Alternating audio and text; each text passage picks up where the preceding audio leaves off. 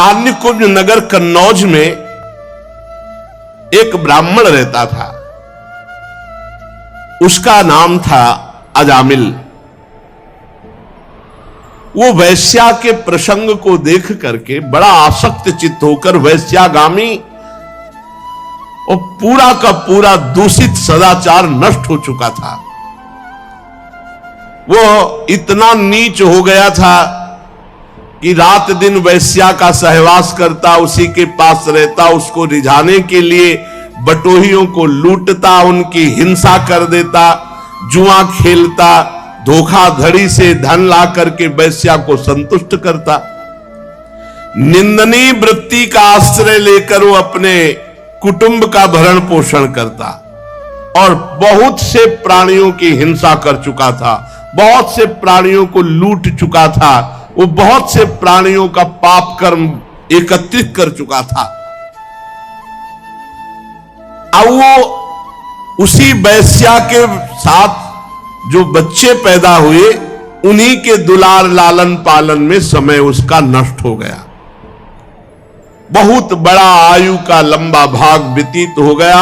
88 वर्ष की उसकी अवस्था आ गई। उसने वैश्या से 10 पुत्र उत्पन्न किए थे। सबसे छोटे का नाम नारायण रखा था। ये स्वयं नहीं रखा था। जब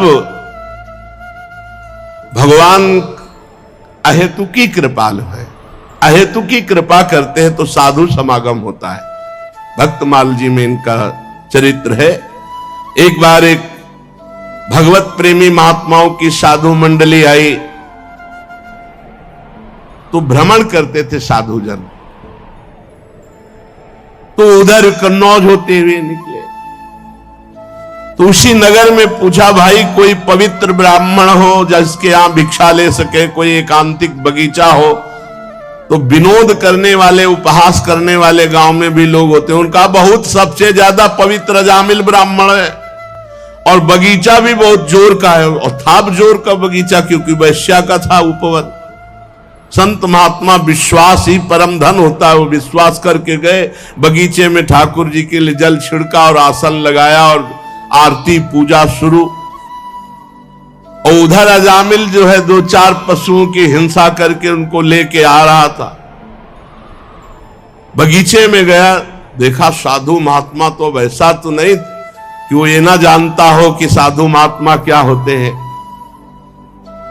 पशुओं को दूर फेंका जो मृग आदि मार कर लाया था, और गया साष्टांग दंडवत किया और रो पड़ा, भगवान आज पता नहीं मुझ नीच अधम का कौन सा सौभाग्य उदय हुआ कि आप भगवत प्रेमी महात्माओं का सानिध्य।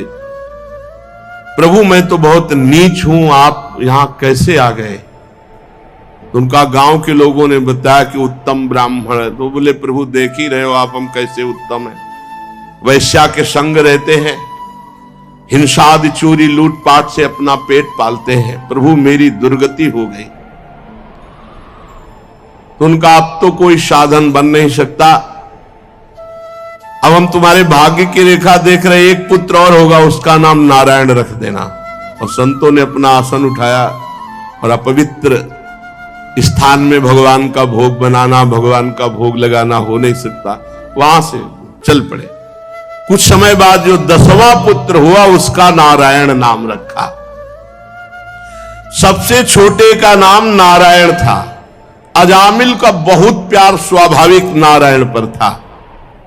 अब वो अपने इस बालक पर 88 वर्ष का वृद्ध अजामिल बड़ा मोह, और मोह क्या मतलब, पूरी श्रद्धा के संतों ने कहा है नारायण नाम रखना, तो इसलिए बहुत प्यार करता है।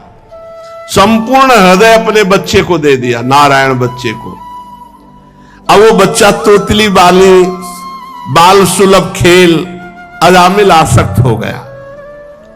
अजामिल उसी के साथ खाता पीता, उसी के साथ समय ज्यादा व्यतीत करता। अब जिसको पता नहीं होता, असावधान व्यक्ति के ऊपर मृत्यु का प्रहार होता है। मृत्यु सिर पर आ पहुंची। मूर्ख और बूढ़ा अजामिल, मृत्यु का समय जब आया तो थोड़ी दूर पर बालक खेल रहा था, बोलने की हिम्मत थी तो एक आवाज बोली, नारायण। अपने बच्चे को बुलाया।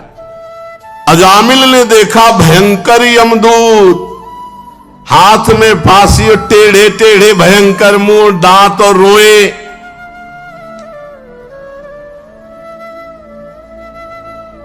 सोच लोग शंका देख के निकल जाती, देख के ऐसे है यमदूत, ऐसे थोड़ी यमदूत है। देख के लघु शंका और सोच छूट जाती है मरने वाले की।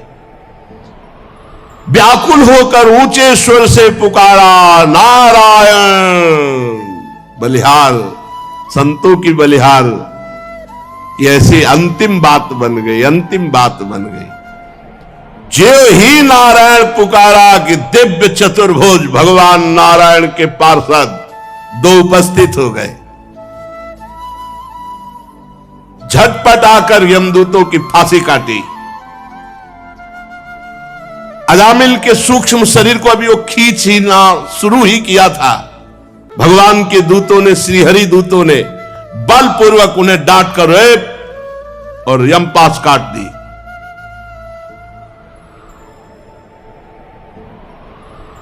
यमदूतों ने कहा, भगवान यमराज के इस धर्म विधान का निषेध करने वाले तुम कौन हो सकते हो? भगवान धर्मराज की आज्ञा का उल्लंघन कर दे त्रिभुवन में ऐसा कोई नहीं। कौन हो आप? किसके दूत हो? कहां से आए हो?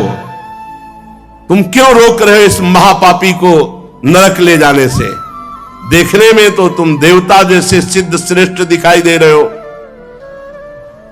हम देख रहे हैं कि तुम्हारे कमल के समान नेत्र हैं, तुम पीले पीले रेशमी वस्त्र धारण किए, सिर पर मुकुट, कानों में कुंडल, गले में कमल हार, सबकी नवीन अवस्था, चार चार भुजाएं, सभी के कर कमलों में धनुष, तरकस, तलवार, गदा, शंख, चक्र, कमल आदि सुशोभित।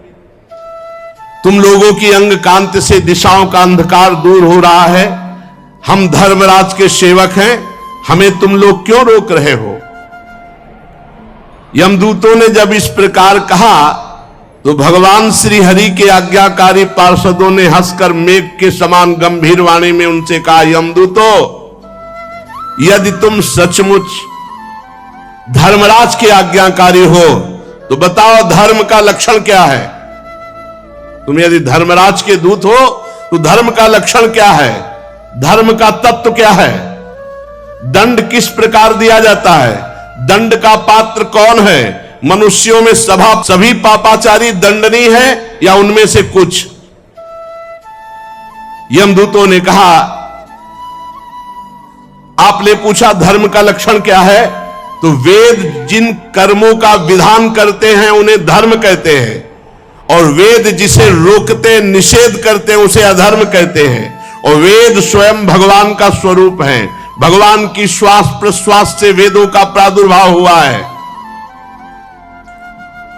जगत के रजोगुण, सतोगुण, तमोगुण, इन तीनों से सभी प्राणी पदार्थ ओतप्रोत हैं। सभी की मनोवृत्तियां तीनों गुणों में रहती हैं, सतोगुण, रजोगुण, तमोगुण। तीनों गुणों से कर्म होते हैं, उसके अनुरूप उनका विभाजन होता है। सूर्य, अग्नि, आकाश, वायु, इंद्रियां, चंद्रमा, संध्या, रात दिन, दिशाएं, जल, पृथ्वी, काल, धर्म, ये गवाही होते हैं।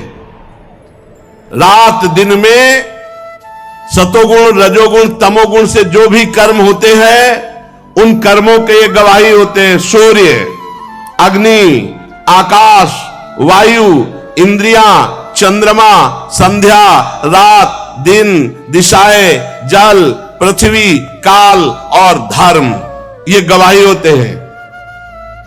एक एक सेकंड के कर्म का हिसाब है। इनके द्वारा पता चल जाता है कि ये धर्मात्मा है या अधर्म है, और फिर दंड के पात्र का निर्णय होता है। पाप कर्म करने वाले सभी मनुष्य अपने अपने पाप कर्म का दंड जरूर भोगते हैं। निष्पाप पुरुषों, जो प्राणी कर्म करता है, गुणों से संबंध होता है, उसे सारे पापों का कर्म भोगना पड़ता है, उसका दंड भोगना पड़ता है। कोई भी देहवान ऐसा नहीं जो पाप ना करे या पुण्य ना करे, और जो पाप पुण्य करेगा उसे भोगना पड़ेगा, अवश्य में भोक्तव्यम। इस श्लोक में जो मनुष्य जिस प्रकार का जितना अधर्म या धर्म करता है, परलोक में उसका उतना वैसा ही फल भोगना पड़ता है। हे देव शिरोमणियों, सतोगुण, रजोगुण और तमोगुण, तीनों गुणों के भेद के कारण इस श्लोक में 3 प्रकार के प्राणी देखे जाते हैं, पुण्यात्मा, पापात्मा और पुण्य पाप दोनों से युक्त। उसका परिणाम होता है पुण्यात्मा सुखी, पापात्मा दुखी, और पुण्य पाप मिश्रित सुख और दुख दोनों से युक्त होता है। वर्तमान समय में किए गया आचरण भविष्य का परिणाम दिखा देता है। वर्तमान में किया गया आचरण क्या भविष्य में इसकी दुर्गति होगी कि सदगति होगी। वर्तमान में जन्म जो हुआ, पाप और पुण्य जैसे भी किए गए, तो भविष्य में उसको दंड भोगना ही पड़ता है। हम स्वामी अजन्मा भगवान सर्वज्ञ यमराज के दूत हैं। हमारे स्वामी सबके अंतःकरणों में विराजमान है, किसी को कुछ बताने की जरूरत नहीं है। जो मन से सबको देख लेते हैं और उसी के अनुसार वो दंड देते हैं, इसमें किसी को बताने की जरूरत नहीं। यमराज स्वयं सबके हृदय में विराजमान है। जैसे सोया हुआ ज्ञानी पुरुष स्वप्न के समय प्रतीत हो रहे कल्पित शरीर को अपना वास्तविक शरीर मानता है, सोए हुए अथवा जागने वाले शरीर को भूल जाता है, वैसे ही जीव पूर्व जन्मों की याद भुलाकर इस शरीर में वर्तमान में जो भी कर्म करता है उसको दंड भोगना पड़ता है। सिद्ध पुरुषों, जीव शरीर से 5 कर्मेंद्रियों से लेना देना, चलना फिरना आदि काम करता है, और 5 ज्ञानेंद्रियों से रूप रसादि 5 विषयों का भोग करता है। 16वें मन के साथ 17वां स्वयं मिलकर अकेले ही मन, ज्ञानेंद्री और कर्मेंद्री, इन तीनों से विषयों को भोगता है और उसे दंड भोगना पड़ता है। जीव का 16 कला और 3 गुणों वाला ये सूक्ष्म शरीर बार बार जन्म, बार बार मरण यही भोगता है। बार बार हर्ष, बार बार शोक, भय, पीड़ा, जन्म, मृत्यु ये भोगना पड़ता है।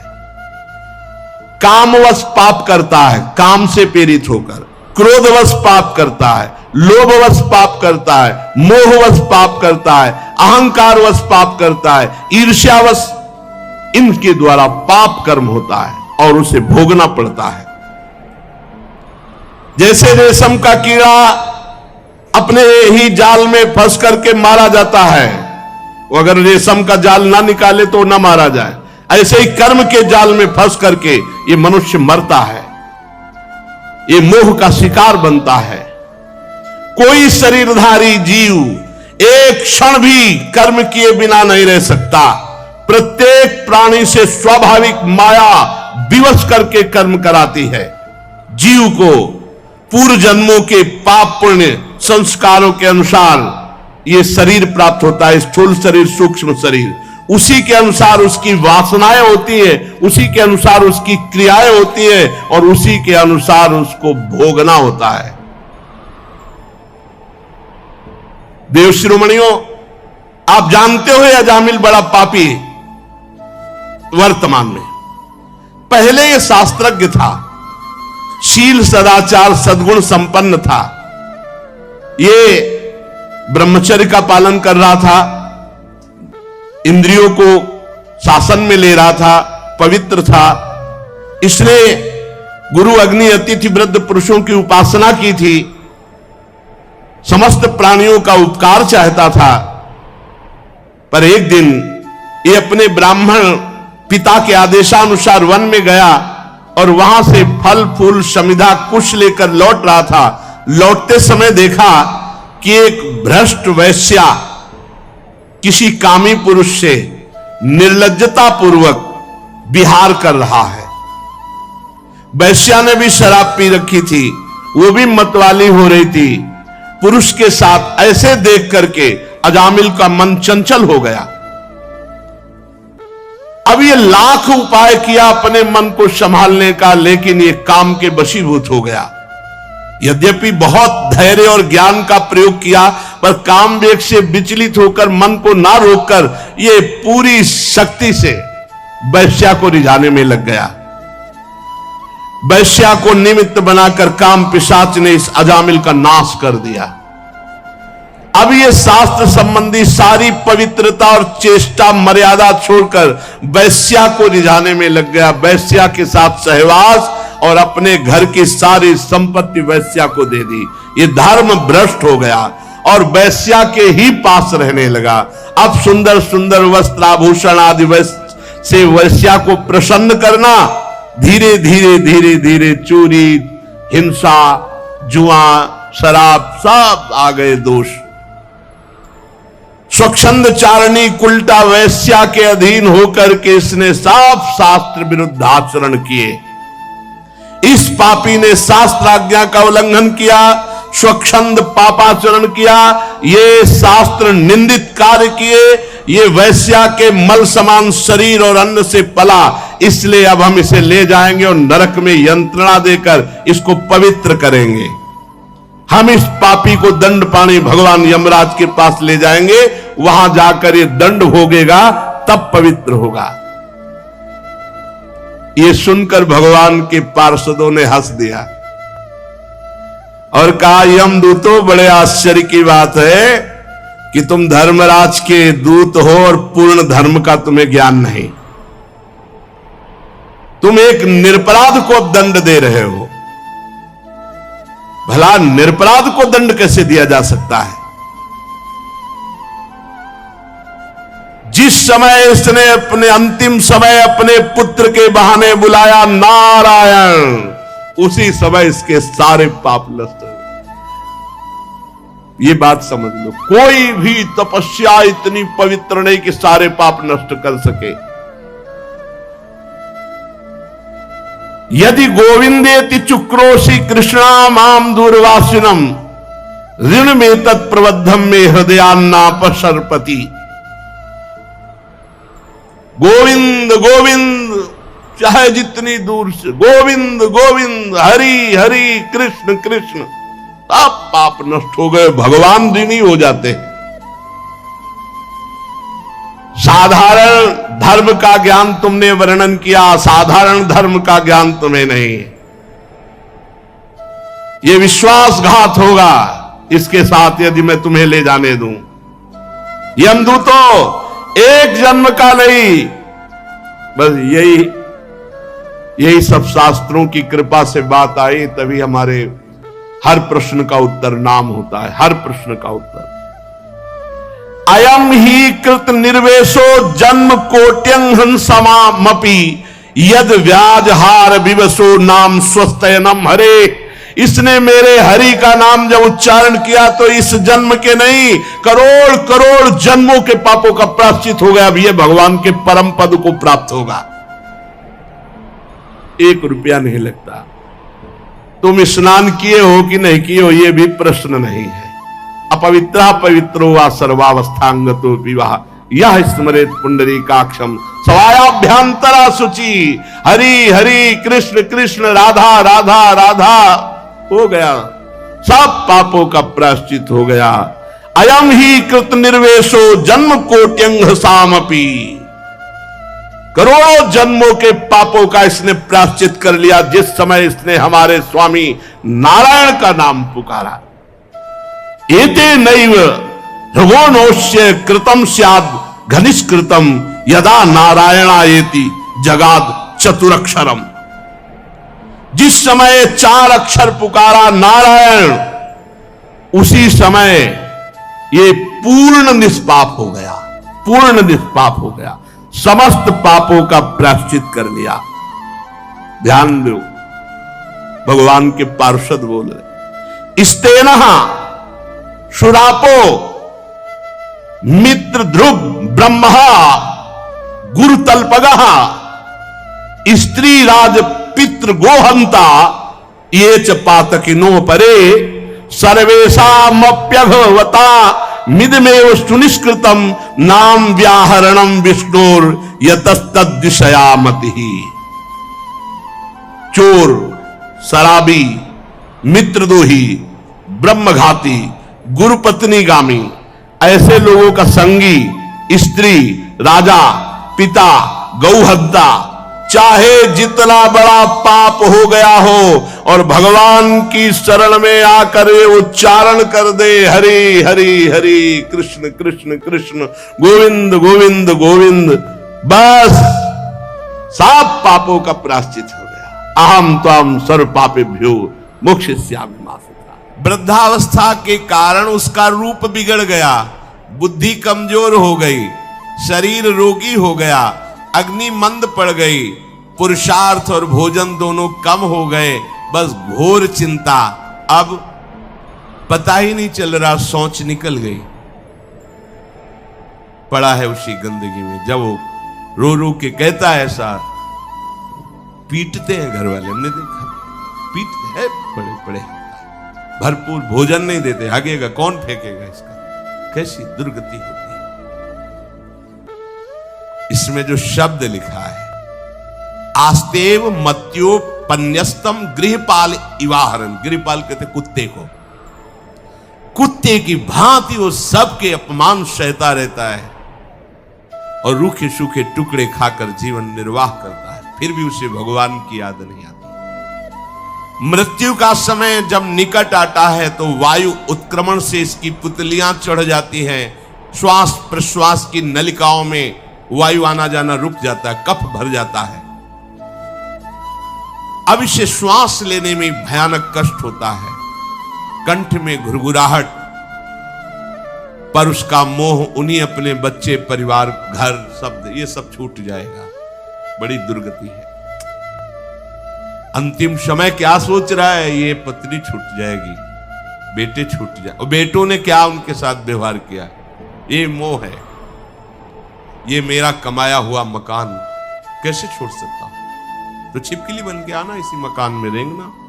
पक्का आपका अंतिम फाइनल आपका चिंतन होता है, आपका चिंतन वही बनेगा जो जीवन भर आपने किया, उसके परिणाम में बंधु बांधव आकर घेर लेते और मनाने लगते हैं कि अब जल्दी मर जाए, भगवान उठा लें इसे। मृत्यु पाश के वशीभूत महान कष्ट को भोगता हुआ अपने परिवार का चिंतन करता है। वो मूड ये भी नहीं सोच पा रहा कि अगर अंतिम समय कृष्ण बोल दूं, राधा बोल दूं तो काम बन जाए। कुटुंब का भरण पोषण और मोह में लगा हुआ यमराज के दूत आते हैं, मार मार के उसके प्राणों को खींचते हैं। वो तो मार वही जानता है जिस पे पड़ती है, और सोचता कौन है, विवेक है नहीं, इसलिए सोच काम नहीं करती। भयंकर रोष युक्त नेत्र वाले, जिनके देखने से पेशाब छूट जाए, तभी तो आप देखो मरने वाले का शौच और लघु शंका सब छूट जाती है, देखने मात्र से, इतने वो भयानक है। वो देखकर भय के कारण मलमूत्र त्याग कर देता है। सा दृष्ट्वा त्रस्त हृदयः स्रकन मूत्रम विमुंचति, इतना भयावह स्वरूप होता है उनकी घुड़क, और उनकी मार की टट्टी पेशाब सब छोड़ देता है। यमदूत उसे भयंकर यातना देती हुई प्राण खींचते हैं। अब ये तो वही जानता है जिसके खींचते हैं। बाहर वाले सब घेरे बैठे हैं, कोई एक बार भी नाम नहीं बोला। अगर एक बार बोल देता राधा तो भाग जाते यमदूत और वो बच जाता। पर ये सौभाग्य तो जिसने जीवन में धर्म किया है, कहीं न कहीं भगवद आश्रय लिया, उसको ये मिलता है। जैसे कोई घोर अपराधी को सिपाही बांधकर ले जाते हैं, उसी प्रकार रस्सी में बांधकर बलात् उसको यमलोक की लंबी यात्रा कराती है। रास्ते में पिटाई, घुड़कियां, उसे प्यास लगती, पानी नहीं दिया जाता, तपती हुई भूमि पर चलाया जाता है। कुत्ते नोचते हैं, व्याकुल हो उठता है। भूख प्यास उसे बेचैन कर दी, पर यहां किसी की भूख नहीं मिटाई तो तुम्हें रास्ते में भोजन नहीं मिलेगा। यहां कभी किसी को पानी नहीं पिलाया तो एक बूंद पानी नहीं मिलेगा तुम्हें। ये कर्म भूमि है। दावानल जैसी दहकती हुई भूमि पर उसे चलाया जाता है। तप्त बालुका में मार्ग में जब एक पग भी आगे बढ़ने की सामर्थ्य नहीं होती, मूर्छा जाती है, मार मार के उसे चेतना में लाते हैं यमदूत, फिर घसीटते हैं। महान दुख में अंधेरे मार्ग से अत्यंत क्रूर यमदूत उसे यमपुरी को ले जाते हैं। कितना मार्ग? 99,000 योजन मृत्यु लोक से। यह ऐसे नहीं कि कोई गप लिखी हुई है, नहीं नहीं। अब जैसे तिहाड़ जेल है, अब जानते ही नहीं तो क्या जानोगे? कहां तिहाड़ जेल? जाओ देखो जाके। आजीवन कारावास, कैसे बड़े कठोर कठोर, जैसा अपराधी वैसा दंड विधान। तो यहां थोड़ी दया है क्योंकि हृदय है, वहां हृदय नहीं है। वहां हृदयहीन शासक तुम्हारे पीछे लगाए जाएंगे। हृदय ही नहीं है, बस एक एक कर्म का हिसाब। जो हमने पढ़ा था पहली बार तो होश उड़ गए थे। जो यहां दूसरे का मांस खाते हैं ना, कोलू में पेरे जाते हैं। कोलू जैसे गन्ना नहीं पेरा जाता, लगा दिया कोलू में पेरे जाते। मरना है नहीं, सोचो कितना कष्ट। फिर इसके बाद शमशी से मांस नोच कर उसे खवाया जाता। होश में हो जाओ। 99,000 योजन का मृत्यु लोक से यमलोक का मार्ग है, लिखा हो 99,000 योजनानाम सहस्राणी नवतिम नवचाध्वनः त्रिभिर्मुहूर्तैर्द्वाभ्याम वा नीतः प्राप्नोति यातनः। एक योजन का मतलब 4 कोश, 99,000 योजन। इतने लंबे मार्ग को 2 या 3 मुहूर्त में तय करना, दौड़ा के 2 या 3 मुहूर्त, बहुत कम समय। फिर वहां पहले से तय, इसको इस नरक में डालो, इसको इस नरक में। वहां इतना समय, थोड़ी भीड़ लगी है। जैसे अपने एक फोड़ा हुआ तो अपने इतने कष्ट समझते, अस्पताल जाओ देखो चीख लगी, किसी का पैर टूटा, किसी कुछ, ऐसे वहां सब हिसाब हो रहा है। उसको धधकती हुई लकड़ियों में जलाया जाता है, कहीं दूसरों के द्वारा काट काट कर उसको उसका ही मांस खिलाया जाता है। यमपुरी के कुत्तों के भयानक दांत होते हैं, जिंदा, अब मरना है नहीं। वहां भयानक गिद्धों के द्वारा आते खींची जाती है। यहां सांप बिच्छू डांस जिसको मारा है, वहां भयंकर रूप रखकर उसका खून पीते हैं। हिसाब है बहुत होश में। यहां तुम किसी के शरीर को काट दो तो मर जाएगा, वहां ऐसा नहीं होता। वहां बार बार काटा जाएगा, मरोगे नहीं, पीड़ा वैसे ही होगी। बड़े भयानक कष्टों को भोगता है। तामिस्त अंध तामिस्त रौरव आदि नरकों को भोगता है। हे माता, भगवान कपिल देव जी कहते हैं, जो पुण्य आत्मा लोग होते हैं स्वर्ग आदि में जाकर पुण्य भोगते हैं, लेकिन दोनों को फिर गिरना होता है क्योंकि वो भगवान का भजन नहीं किए, इसलिए पुण्य भोग कर मृत्यु लोक आते हैं, वो पाप भोग कर नरक से मृत्यु लोक आते हैं। माता जब उनके भोग संपन्न होते हैं नरक आदि के, अब वो जन्म लेते हैं फिर यहां। ध्यान से सुनना, जब जीव को मनुष्य शरीर में जन्म लेना होता है तो प्रकृति में वर्षा के साथ आता है। प्रकृति में वर्षा के साथ आया और फसल में मूली गाजर गेहूं अन्न, इनमें वो जीव प्रवेश करता है और उसे माता पिता दोनों पाते हैं। तो सप्तम धातु वीर के रूप में परिणित होता है जीव। वो वीर कण के रूप में माता के उदर में जब प्रवेश करता है तो एक रात्रि में मां का और पिता का, दोनों का वो जो वीर मिलता है, उस रज और वीर के मिलने से एक कलल सा बनता है। 5 रात्रि व्यतीत होने के बाद एक बुदबुदा सा बनता है। 10 रात्रि व्यतीत होने के बाद एक बेर की सी आकृति होती है। फिर उसके बाद उसमें धीरे धीरे मांसपेशियां बढ़ने लगती हैं। 1 महीने में उसके सिर निकल आता है। 2 महीने में हाथ पांव अंगों का विभाग होता है। 3रे महीने में नख रोम अस्थि चर्म स्त्री पुरुष के चिन्ह प्रकट हो जाते हैं। 4 महीने में मांसादि 7 धातुएं प्रकट हो जाती है। 5वें महीने में चेतना जागृत हो जाती है। जैसे अपने चेतना, ऐसे 5वें महीने में गर्भस्थ शिशु की चेतना जागृत हो गई। जीव है पर चेतना 5 महीने बाद मां के गर्भ में जागृत। अब उसे भूख लगती है, प्यास लगती है। वहां की तापमयी जलन, पीड़ा, छोटे छोटे कीड़ों के द्वारा काटना, छठे मास में झिल्ली से लपटा हुआ मां की दाहिनी कोख में कीड़े की तरह तड़पता है। उस समय माता को कड़वे और खट्टे पानी की लालसा होती है, जिससे उसके अंगों में जाकर भयंकर जलन होती है। यह है भोग। वो कृमि कीड़े की तरह तड़पता है। मलमूत्र के गड्ढे में बीच में झिल्ली में बंधा हुआ वो जीवात्मा सुकुमार तो होता है, वहां के कीड़े उसे नोचते छोटे छोटे, वो तड़पता है। माता प्रसन्न होती कि जब बच्चा हिलता है बोले है उसकी दुर्गति हो रही, वहां भयंकर कष्ट पा रहा है। ऐसा क्लेश होता है कि क्षण क्षण में बेहोश होता रहता है। माता के खाए हुए कड़वे, तीखे, गरम, नमकीन, रूखे, खट्टे, यही पदार्थ पाने की इच्छा होती है माता, क्योंकि उसको भोग भोगना है। उसके कोमल शरीर में भयानक पीड़ा होती है जब माता ऐसे पदार्थ खाती है। गर्भाशय की झिल्ली में लिपटा हुआ, आंतों और मलमूत्र से घिरा हुआ सिर, पेट की और पीठ और गर्दन एक कुंडलाकार ऐसे कंकड़ जैसा, ऐसी आकृति गर्भस्थ शिशु की होती है।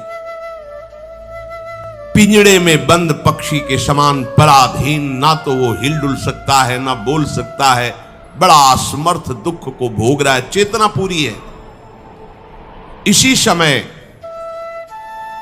भगवान द्रवित होकर उसे ज्ञान देते हैं, गर्भस्थ शिशु को, सबको। जे उसे ज्ञान होता है तो सैकड़ों जन्म के कुकर्मों से याद आते हैं, सैकड़ों जन्म के। ओहो, ये मेरे कर्म का ही फल है, मैंने ऐसे कर्म किए इसलिए दुख भोग रहा हूं। बेचैन हो जाता है, कैसे निपट पाऊंगा, सैकड़ों जन्म के कर्म जमा है।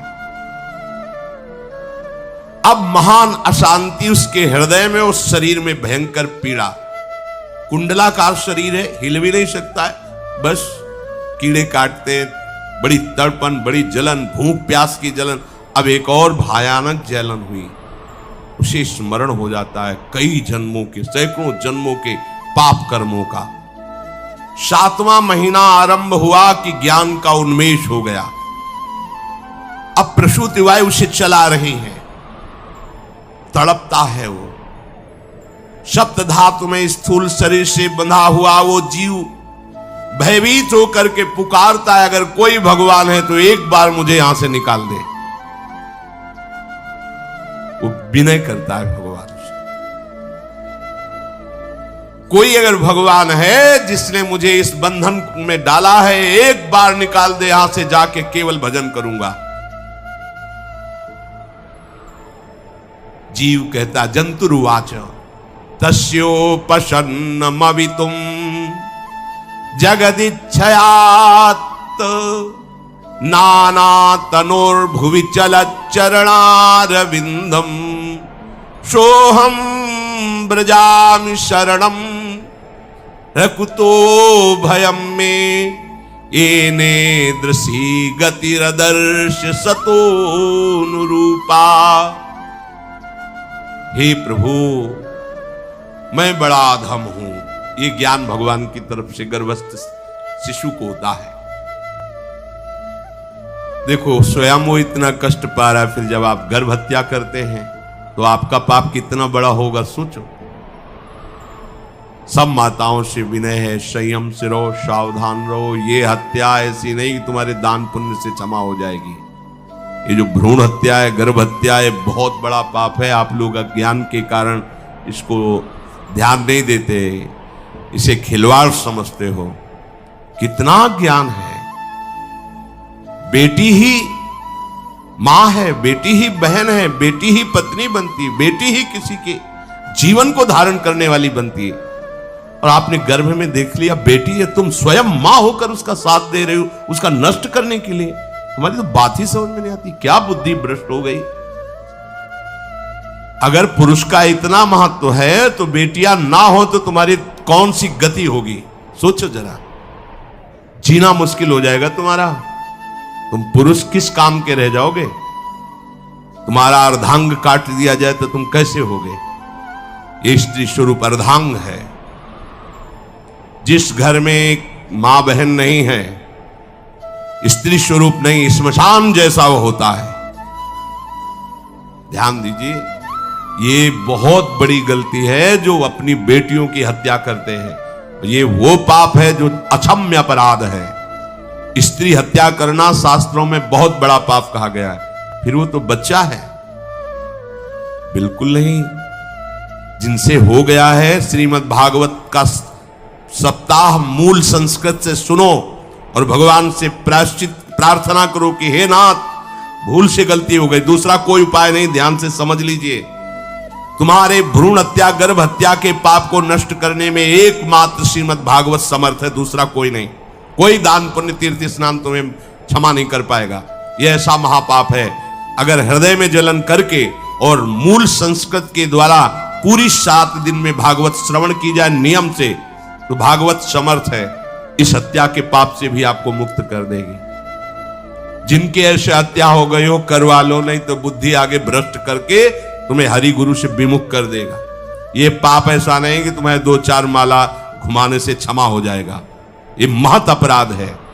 सबकी समझ में नहीं आता, समझ जाओ, नहीं तो आप जहां भी हो वहीं से भ्रष्ट कर देगा। ये अपराध नष्ट नहीं होगा, श्रीमद् भागवत की कृपा से नष्ट हो जाएगा। यह हमें बहुत विश्वास है। श्रीमद् भागवत सप्ताह की यह है ही महामहिम। प्रीति योनि को प्राप्त धुंधकारी को सीधे भगवत पार्षद स्वरूप देकर परम पद में आरूढ़ कर दिया। केवल 7 दिन की मूल संस्कृत एक भी श्लोक नहीं छूटना चाहिए। अगर सप्ताहिकी का पारायण हो तो इस भ्रूण हत्या, गर्भ हत्या से भी निवृत्ति मिल जाए। अब वो जीव भगवान को पुकारता है, मैं बड़ा नीच अधम हूं। भगवान, आपने जो मुझे गति दिखाई है तो मेरे कर्म के अनुसार ही है, आपका इसमें कोई दोष नहीं। हम लोग जब कष्ट भोगते तो भगवान से कहते हैं हमने तुम्हारा क्या बिगाड़ा। भगवान ने नहीं बिगाड़ा, तू खुद देख क्या बिगाड़ लिया अपना। करो पापाचरण। अब देखो, हमने तो जीवन में कोई पाप नहीं किया और कितने गर्भ हत्या की है, कितनी खिलवाड़ समझे हो। ये बिल्कुल भयावह चीज है, आप लोगों को नहीं। हम बार बार इसीलिए कह रहे कि भयावह वस्तु है, तुम्हें बहुत ऊंचाई से घसीट के भ्रष्ट कर देगी। बहुत होश में हो, भूल के कभी ऐसा न करना जहां तक हमारी आवाज पहुंचे, जहां तक सुनाई दे। गर्भ हत्या मत करना, संयम से रहो। इस तरह का व्यवहार मत करो कि तुम्हारा मनुष्य जन्म ही व्यर्थ चला जाए। इसमें तीनों को बराबर दंड मिलेगा। गर्भ हत्या कराने वाला, गर्भ हत्या की प्रेरणा देने वाला और गर्भ हत्या में सहयोग देने वाला, जो औषधि डॉक्टर या जो भी, तीनों को दुर्गति होगी।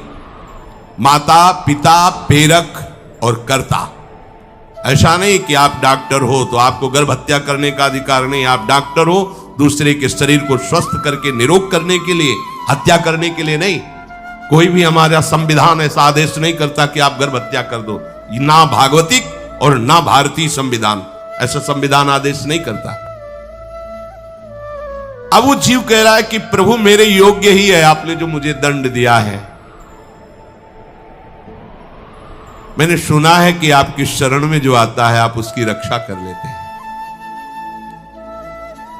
आपकी जो शरण में हो जाता है वो इस भूमि पर, भारत भूमि पर, विश्व पर निर्भय विचरण करता है। कोई उसे भय नहीं प्रदान कर सकता।